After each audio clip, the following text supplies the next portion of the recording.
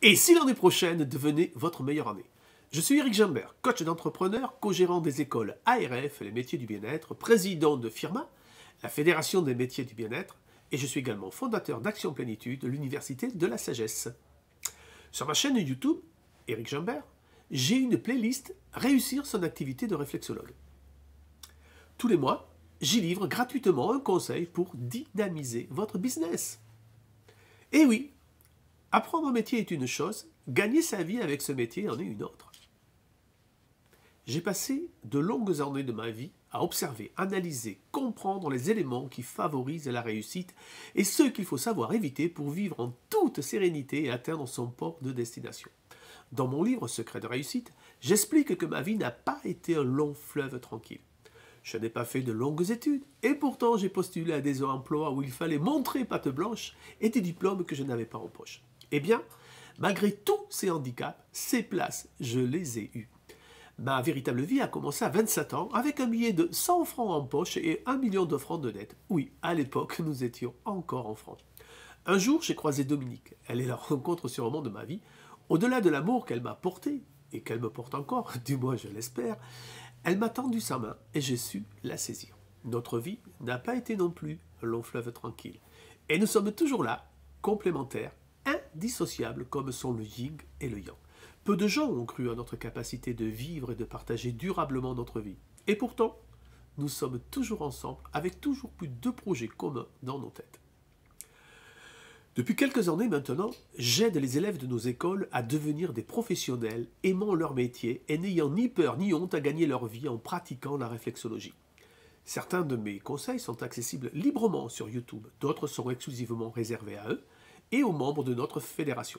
Aujourd'hui, j'ai envie de vous offrir un cadeau supplémentaire, un cadeau pour tous.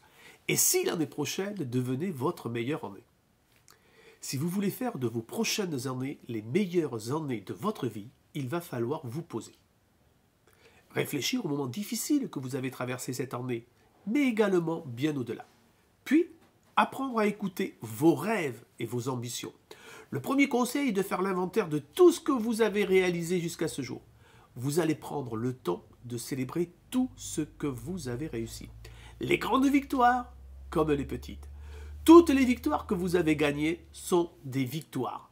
Les grandes comme les moyennes ou les petites. En célébrant vos succès, vous allez créer de la dopamine, ce neurotransmetteur qui renforce les comportements et joue un rôle dans la motivation. Le deuxième conseil est de calibrer les actions passées où vous auriez aimé tant être plus fort, plus audacieux, ces épreuves que vous n'avez pas su franchir. Ainsi, lorsque ce type d'événement reviendra, vous saurez comment mieux l'appréhender pour qu'il ne soit plus un paralysant.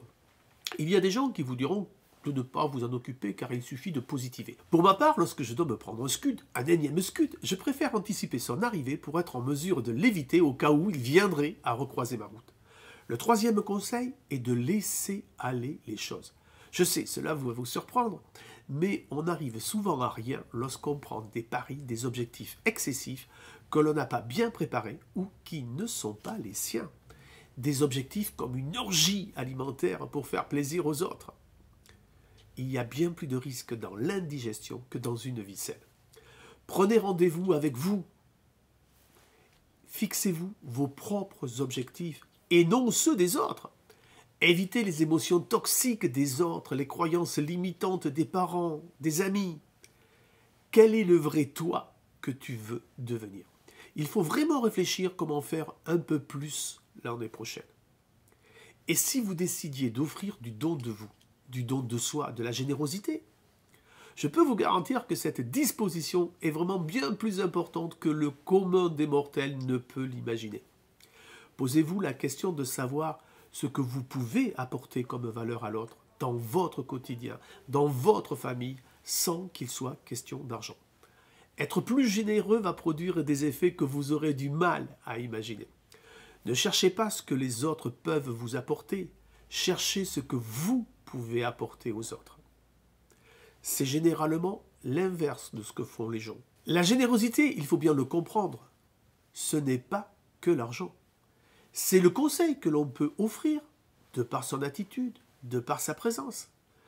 Voilà mes amis, C'est ce que je voulais vous dire avant de fermer le dernier chapitre de l'année qui s'écoule et ouvrir ceux qui seront les meilleures années de votre vie. Je vous embrasse à toutes et à tous.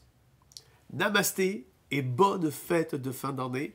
Je vous dis à très vite pour l'année nouvelle.